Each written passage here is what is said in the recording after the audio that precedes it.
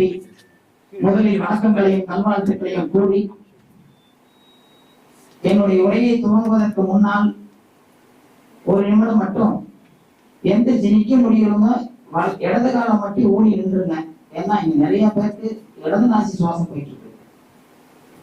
இடது காலம் ஓடி மட்டும் நினைங்கன்னா வலது நாசிக்கு சுவாசம் வந்துடும். இல்லைன்னா வலது காலத்துக்கு இடது காலம் மேல போடுங்க, சுவாசம் வளர்ப்பாங்க. அதாவது ஒரு செயலை துவங்கும் பொழுது வலது நாசியில் துவங்க வேண்டும் என்பதுதான் ஐதீகம்.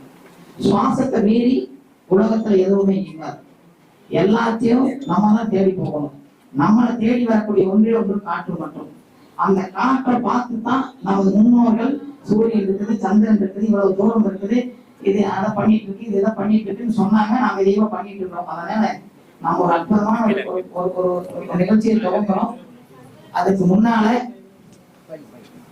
சூரியகலைக்கு மாத்திரக்கு முயற்சி பண்ணுங்க. அவ்வளவுதான், வேற ஒண்ணு இல்லை. அப்படி மாத்திலேன்னு என்ன ஆகுன்னு கேட்டீங்கன்னா, இது வேறு நல்ல அழகு. சரம் அறியான் சாரம் அறியான், சரமறியான் சாரம் அறியான். சரத்தை அறியாமல் சூரியத்தை அறிந்தவர்களே இது ஒண்ணும் வேணும்னா கிடையாது. அதனால முயற்சி பண்ணி பாருங்க. கை எடுத்ததுக்காக கொடுங்க. ஒரு 2 நிமிஷம் மாறிடும். அல்லது முடியாதவங்க லெஃப்ட் சைட்ல சாஞ்சு உட்கார்ந்தீங்கன்னா வழியா போயிடும். எந்திரிச்சு நிக்கிறவங்க இங்க பாருங்க. வரம் தரக்கூடிய தெய்வங்கள் இடது காலத்தை ஒண்ணு நிற்கும். கொஞ்சம் தள்ளிக்கிட்டீங்கன்னா பின்னாடி அதனால பாருங்க. சரி,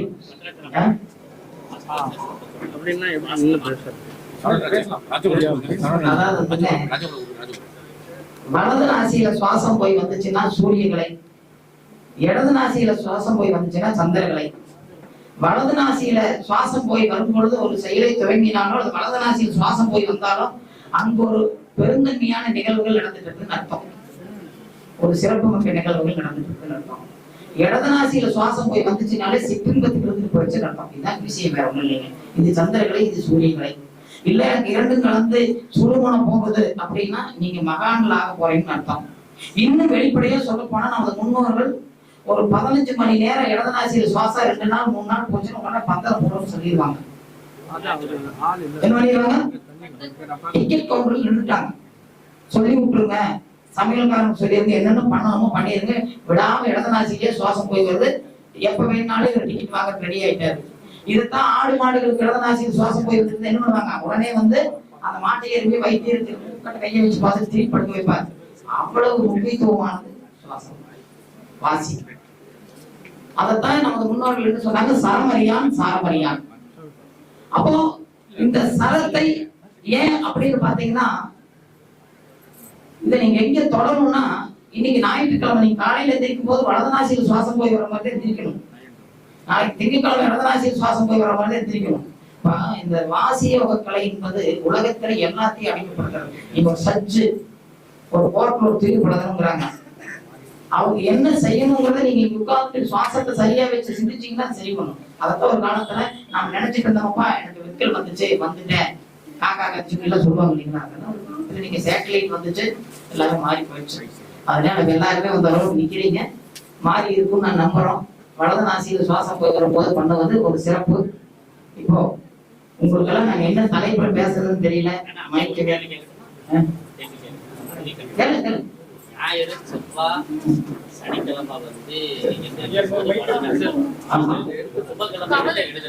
அதாவது திங்கள் புதன் வெள்ளி இந்த 3 நாட்கள் வந்து இடது நாசியில வரணுங்க. தேய்வரை வியாழக்கிழமைனா இடது நாசி, வளர்வரை வியாழன்னா வலது நாசி. இது வந்து என்னுடைய குருநாதர் நாங்க படிக்கும் போது சொல்லுவாரு, ஒரு ஆணும் பெண்ணும் வலது நாசியில் சுவாசம் இருக்க கலவையில் இருந்து 5 நெருக்கடி அல்லது இந்திரியம் நுழைந்தால் அவன் அரசன். யாருக்கு அரசன்? இருவருக்கும் சூரியகளை. அதாவது இடது நாசி மட்டும்தான் மகிழ்ச்சியை தரும், வலது நாசி பேருன்பதுக்கு வேற மாதிரிதான். நீங்க சிங்கிள் லெவல் யோசிக்கவே முடியாது. சுவாசத்தை மீறி எதுவுமே இல்லை. அதாவது உலகத்துல தொற்றுக்கூடிய வெட்டும் பொழுதுதான் முதல் தாக்கம் ஏற்படுது. அப்பதான் கோள்களுடைய தாக்கம் ஏற்படுது. அப்பதான் கோள்கள் டச் ஆகுது. அதைத்தான் நம்ம ஜாதகம்ங்கிறோம், கணக்குங்கிறோம், என்னமோ பண்றோம் இல்லைங்களா. அப்போ அந்த சுவாசத்தை, முதல் சுவாசத்தை எப்ப அந்த குழந்தை சுவாசிக்குதோ அப்ப இருந்து சுவாசத்தை சாரிங்க சாரிங்க அப்பிருந்து அந்த அந்த உயிரினத்தை சுவாசம் தேடி போனீங்க என்ன சொல்லிடுவாங்க? ராமசாமிய சுவாசம் போனீங்க என்ன சொல்லிடுவாங்க? என்னங்க இவ்வளவு யோசிக்கிறீங்க? எங்க சுவாசங்கள் என்ன சொல்லுவாங்க? அதுதான் சொல்லுவாங்க. அதனால நம்ம சரத்தை தொட்டோம், சரத்திலேயே போயிடுவோம். அரியனுடைய குருநாதர், கோள்களின் போராட்ட நாயகன், வாசியோக சித்தர் திரு மகரிஷி அவர்களுடைய பொற்பாதங்களை போற்றி வணங்கி ஜோதிடர்களும் வாழ்க வளரட்டும் என்று வாழ்த்தி, மகரிஷி அவர்கள் கோள்களின் கோலாட்டம் என்று ஒரு நூலை ஜோதிட உலகிற்கு தொகுத்து கொண்டு சென்றிருந்தார்கள். ஞான சிந்தாமணி என்று ஒரு இதழை மாதம் கொடுத்துட்டு இருந்தாங்க. அதுல எதிரிடை நட்சத்திரங்கள் ஒரு சப்ஜெக்ட் கொடுத்திருப்பாங்க. பெரிய விஷயம். நீங்க அதையெல்லாம் உணர்வதற்கும் முயற்சி பண்ணி பாருங்க. எல்லாத்துக்கும் மேல இன்றைய முப்பெரும் விழாவில் நீண்ட காலங்களாக ஜோதிடத்திற்காகவும் ஜோதிட உலகிற்காகவும் பாடுபட்டுக் கொண்டிருந்த எனது நண்பர் அருமை அண்ணன், ஜோதிட ரகசியங்கள் என்னோட சிறப்பு வாய்ந்த ஒரு புத்தகத்தை எழுதியிருக்கிறார்கள். ஒரு புத்தகம் எழுதுறதுங்கிறது சாதாரணமான விஷயம் இல்லை. அப்படியே எழுதினாலும் நம்ம கணியர் மாதிரி ஏதாவது சப்போர்ட் பண்ணி ஈஸியா பிரிண்ட் போடலாம். எல்லாருக்கும் அந்த கொடுப்பனை கிடைக்காது. நீங்க சாதாரணமா இல்லை, நீங்க யோசனை பண்ணி பார்த்தா தெரியும் உலகம் எப்படி இருக்குன்னு. மொத்தமா ஒட்டும் ஜோதிடம் இல்லை, ஜோதிடத்தை தாண்டி அதுல ஒரு புத்தகத்தை பிரிண்ட் போடுறதுங்கிறது எவ்வளவு கஷ்டம்னு தெரியும் இல்லைங்களா? அதை தொகுத்து கொண்டு வர்றது எவ்வளவு கஷ்டம்னு தெரியும். அந்த சிறப்பு மிக்க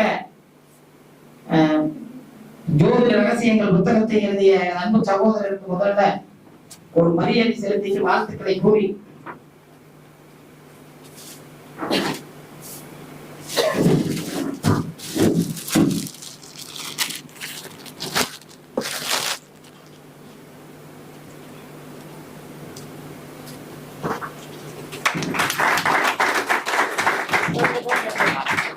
வாழ்த்துக்கள். இன்னும் நிறைய புத்தகங்கள் இருக்கும் ஜோதிடர்களுக்கு. பெரிய பெரிய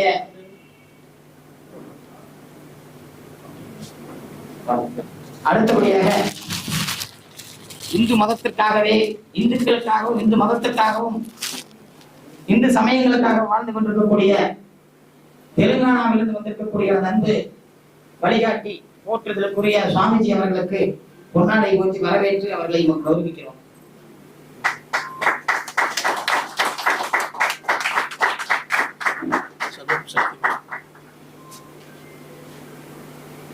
நான் உங்களுக்கு இந்த ஜோதிட நூல் எழுதுறது சாதாரணமான விஷயம் இல்லை, பெரிய விஷயம்.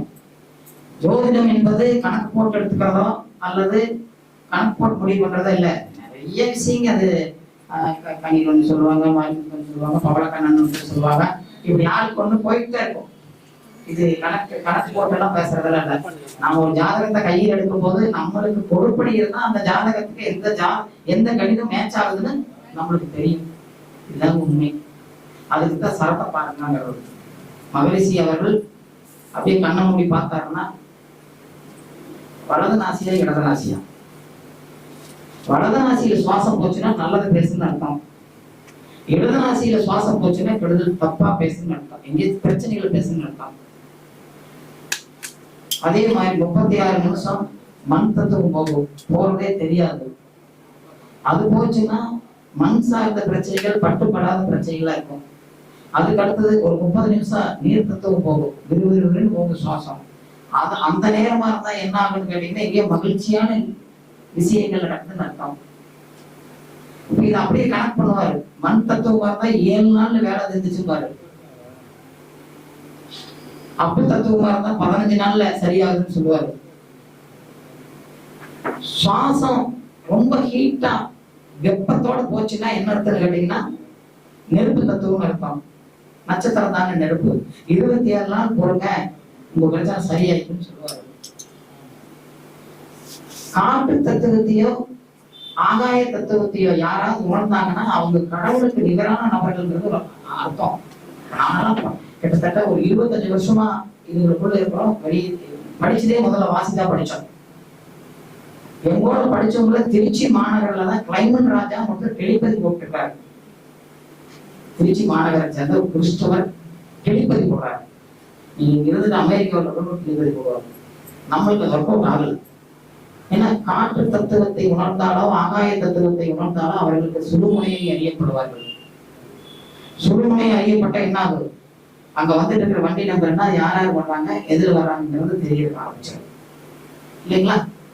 அப்படி ஒரு சிறப்பு மிக்கது இந்த சுவாசம். ஐயா நம்ம என்ன தலைப்பு பேசுறதுன்னு கேட்கிறேன்.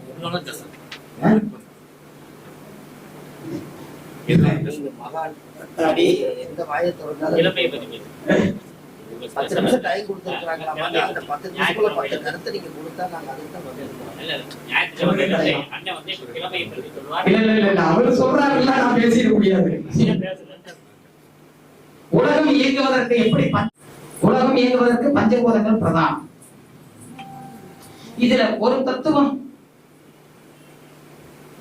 ஆகாய தத்துவத்தை தவிர மற்ற 4 தத்துவங்களும் மனிதர்களுடைய வாழ்க்கைக்கு மிக மிக முக்கியம். நிலம், நீர், நெருப்பு, காற்று. அதனாலதான் நம்ம ஆளுங்க இந்த 4 தத்துவத்துக்கு மட்டும்தான் ராசி கட்டத்திலே இழந்துருக்காங்க. நெருப்பு, நிலம், காற்று, நீர். மறுபடியும் நெருப்புக்கு வந்தது. இதுதான் உண்மையான நிலை.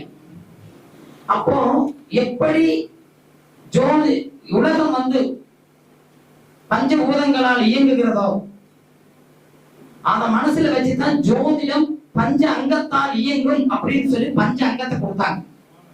பஞ்சாங்கம் தான் ஜோதிடத்தை இயக்கும் அப்படின்னு. இப்ப நம்ம வர என்ன பண்ணிட்டு கேட்டீங்கன்னா, இது எங்க தப்பு நடந்ததுன்னாட்டா, ஜோதிடம் மாறுபடுவதற்கு எங்க தப்பு நடந்ததுன்னு கேட்டீங்கன்னா, 5வது படிக்கும் போது நீங்க தமிழை நல்லா எழுத படிக்க தெரிஞ்சிருவீங்க. அப்புறம் நீங்க 6வது போகணும், நல்லா படிச்சு படிக்காச்சு.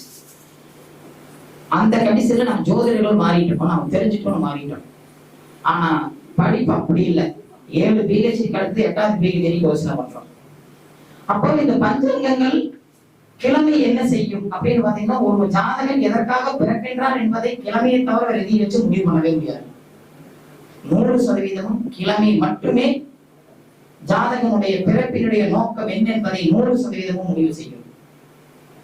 மண் தத்துவம் காரகன் அந்த கிழமைக்கு காரகன் குரு.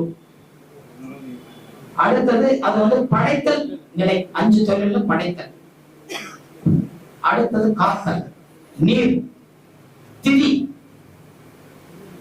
இதுக்கு யாரு காரகோட? சுக்கிரனும் சந்திரனும். காத்தல் யாருங்க? என்ன தத்துவம்? பஞ்சாங்கங்கள்ல திதி.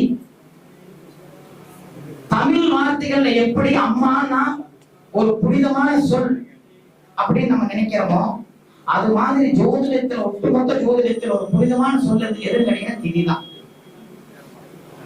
புனிதமான ஒட்டுமொத்த ஜோதிடத்திலேயே புனிதமானதுன்னா திதிதான். அதனாலதான் நீர் தத்துவம். காத்தல், திதியை பிடிச்சவன் கெட்டு போக மாட்டான், திதியினுடைய அதிதேவதை வணங்குறவன் கெட்டு போக மாட்டான். ஆனா நாம என்ன பண்ணிட்டோம், அதை திதி சொல்லி வேற என்னென்னமோ பேசி எங்கேயோ ஒரு இடத்துல கொண்டு போயிட்டோம். அதுதான் விஷயம். அத 14 நாள் 8 நாள் 10 நாள் கொண்டு போயிட்டோம். அப்போ அப்படி வாங்க சர்வம் சக்திமயம். கேக்குதா? படைத்தல், காத்தல், தீமைகளை அழித்தல். தீமைகளை அழித்தல் தான் நட்சத்திரம், நெருப்பு.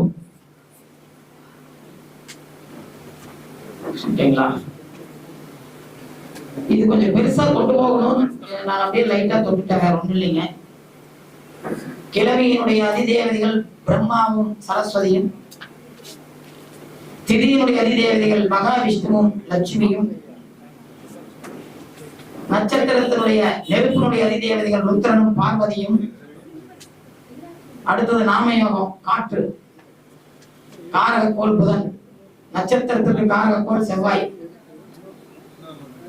மகேஸ்வரனும் மகேஸ்வரியும், கரணம் சதாசிவனும் பார்வதியும், ஆகாயம். இந்த 5 அங்கங்கள் தான் ஜோதிடத்தை இயக்குகிறது. இந்த 5ம், அதாவது ஒரு கோள் ஜாதகன் எதற்காக பிறக்கின்றான் என்பதை கிழமையும் அவனுடைய சிறப்புகள் என்ன, அவன் எப்படி காப்பாற்றப்படுகிறான் என்பதை திதியும், அவனுடைய வாழ்க்கை பயணத்தில் வரக்கூடிய இளைஞர்கள் எல்லாம் எப்படி தாங்கி முன்னேறான்ங்கிறதை நட்சத்திரமும், அவனுக்கு வரக்கூடிய சிறப்புகள் எல்லாம் என்ன என்பதை நாமயோகமும், அவன் பிறந்ததிலிருந்து இறுதி வரை அவனுடைய ஒவ்வொரு செயலும் எப்படி முடிவடைகிறது என்பதை காரணமும். காரணம் எப்படிங்க?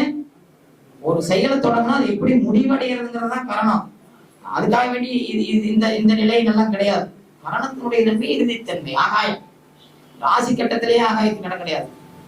அதுதான் காரணம் தப்பினால் மரணம்னாங்க நமது முன்னோர்கள். நான் ஒரு 10 வயசுலயே ஜோதிடத்துக்குள்ள இருக்கேன். என்னுடைய பெரியப்பாவும் என்னுடைய தந்தையாரும் ஜோதிடம். அன்னைக்கெல்லாம் ஜோதிடம் பார்க்க வந்தாங்கன்னா இன்னொன்னாங்கன்னா கரணத்தான் பார்ப்பாங்க. இப்போ 10 கரணமா இருந்தா என்ன சொல்லுவாங்க, மலம்பில் போடுங்க, மசால் போடுங்கன்னாங்க. அப்படியே கொஞ்ச நாள் மாறிச்சு, பட்டு பூச்சி போடுங்க, கரும்பு போடுங்கன்னு மாறிச்சு. இப்ப அப்படியே மாறி மாறி என்னாச்சு, கோழிக்கடை வைங்க, ஆட்டுக்கடை வைங்கன்னு வந்துச்சு. இப்ப எங்கேயோ வேற எங்கேயோ போயிடுச்சு. ஏன்னா காலம் மாறிடுச்சு, காலம் மாறிடுச்சு, தன்மைகளும் மாறிடுச்சு, சூழ்நிலைகளும் மாறிடுச்சு. ஜோதிடம் எங்கேயாவது மாறிடுச்சுன்னா இல்லவே இல்லை. ஏன் ஜோதிடம் மாறல அப்படின்னு கேட்டீங்கன்னா, ஜனன ஜாதகத்திற்கு பராசர மகரிஷி சொல்லப்பட்ட விதிகள் வேற. ஜனன ஜாதகத்திற்கு பராசர மகரிஷி சொல்லப்பட்ட விதிகள் வேற. பிரச்சனை ஜாதகம், அதாவது ஜாதகம் எல்லாம் வரக்கூடிய நபர் பிரச்சனை ஜாதகம், அதாவது பிரசன்ன ஜாதகம் நம்ம சொல்றது. பிரசன்ன ஜாதகத்திற்கு வராகி விகிரர் சொல்ற விதிகள் வேற. அப்ப இது வேற சப்ஜெக்ட், அது வேற சப்ஜெக்ட். இதுல எது ஈஸியான சப்ஜெக்ட் பாத்தீங்கன்னா, வராகி விகிரர் சொன்ன சப்ஜெக்ட் ஈஸியான சப்ஜெக்ட். ஆட்சி, உச்சா, நீஷா, நட்பு, பகை, இதெல்லாம் யாரு சொல்றதுங்க? வராகி விகிரரால் பிரசன்ன ஜாதகத்திற்காக தரப்பட்டாங்க. இது ஈஸியா இருக்கு. அதனால என்ன பண்ணாமோ ஈஸியா இருக்குன்னு எடுத்துட்டோம். இதுதான் நீங்க தசாபுத்திக்குள்ளேயே போயிட்டா நாம விம்சோத்திரியை மட்டும்தான் பாக்குறோம். எந்த நட்சத்திரத்துல பிறந்தாலும் சரி, எந்த லக்னத்துல பிறந்தாலும் சரி, கோளடைவுகள் எங்க இருந்தாலும் சரி, சுக்கிர திசைக்கு அடுத்தது சூரிய திசை தான். அந்த சூரிய திசை 6 வருஷம் தான். முடிச்சிடலாம். ஓகேங்களா? இந்த நிலையில போகுது.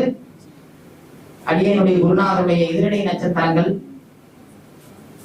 சூரியனுக்கு 12 நட்சத்திரங்கள், சந்திரனுக்கு 7 நட்சத்திரங்கள், அங்காரகனுக்கு 5 நட்சத்திரங்கள், புதனுக்கு 4 நட்சத்திரங்கள், குரு சுக்கிரனுக்கு 3 நட்சத்திரங்கள், சனீஸ்வர பகவானுக்கு 7 நட்சத்திரங்கள், ராகு கேதுகளுக்கு 2 நட்சத்திரங்கள். இந்த எதிரடை நட்சத்திரங்கள் தான் ஞான சிந்தாமணி என்ற நூலின் வாயிலாக அரை நூற்றாண்டு காலம் ஜோதிட உலகை வேறொரு நிலைக்கு எடுத்துட்டு போச்சு. இதெல்லாம் நீங்க ஞான சிந்தாமணி என்ற புத்தகத்தை யாரெல்லாம் தொட்டு பார்த்திருக்கீங்களோ, அடுத்த மாசம் இது நடக்கும், இதுதான் அப்படிங்கிற மாதிரி உறுதியா பேசப்பட்டதுதான் ஞான சிந்தாமணி. பெரிய கொடுப்பனை, அது சாதாரணமான விஷயம்லாம் கிடையாது. அன்னைக்கெல்லாம் பாத்தீங்கன்னா நானே குறைஞ்சபட்சம் குருநாதரோட ஒரு 10 வருஷமாவது நேர்ல தொடர்புல இருந்திருப்போம். நேர்ல தொடர்புல. இன்னைக்கெல்லாம் அப்படி இல்லைங்க. 10 நாள் இருந்தாலே ஆசிரியரா மாறிடுறாங்க. 10 நாள். அது நேரடி கிளாஸ் போட வேண்டியது. 10 நாள் ஆன்லைன் கிளாஸ் இருந்தாலே அடுத்தவங்க ஆசிரியரா மாறிடுறாங்க. உங்ககிட்ட இருந்து போனவங்களை சொல்லணுமோ, அப்புறம் வேற மாதிரி போயிடும். அதனால இந்த சிறப்பு மிக்க மாநாட்டை சீரோடு சிறப்போடு நடத்தி கொண்டிருக்கக்கூடிய சுவாமிஜி அவர்களுக்கும் அவர்களது குழுவினர்களுக்கும், இங்கு வந்திருக்கக்கூடிய அத்தனை ஜோதிட ஜாம்பவான்களுக்கும், எனது அன்பு சகோதர சகோதரிகளுக்கும் குருவர்களும் திருவர்களும் பரிபூர்ணமாகட்டும் என்று அடியனுடைய இஷ்ட தெய்வங்களையும் அடியனுடைய குருநாதரையும் வணங்கி இந்த சிற்றுரையை நிறைவு செய்கிறேன். நன்றி, வணக்கம், நல்வாழ்த்துக்கள்.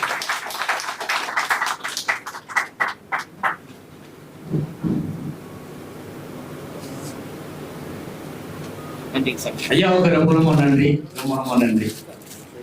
அடுத்து 2003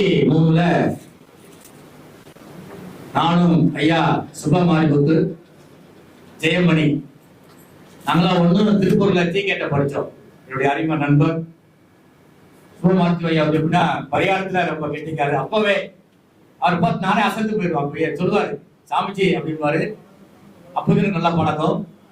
இதனுடைய 2வது மாநாடுக்கு வந்திருக்காரு. 2வது அவர் இந்த ஒரு புக்கு வெளியிட்டிருக்காரு. அந்த புக்கு ஒரு 3000 ரூபாய். அந்த புக்கு இனி நான் படிக்க முடியல. எனக்கு கொடுத்து கிட்டத்தட்ட 2-3 வருஷம் ஆச்சு கையில கொடுத்து. இன்னி முடியல, நீ படிச்சுட்டே இருக்க, ஆனா படிக்க படிக்க வந்துகிட்டே இருக்கு. அப்படியே பழையெல்லாம் எங்க போகுது. அந்த கிராமத்துல பேசுவாங்க இல்லையா, அந்த நிலைமை ரொம்ப சூப்பரா இருக்கு புக்கு. அந்த புக்கு ஐயா கொண்டுக்கான்னு தெரியல, அடுத்த மாநில கொண்டுருவாங்க, நீங்க எல்லாம் வாங்கிக்காங்க. இப்ப ஐயா வந்து பேசுவாரு, ஒரு 5 நிமிடம் பேசுவாரு, அது மாதிரி கேட்டுக்கொள்ளுங்க.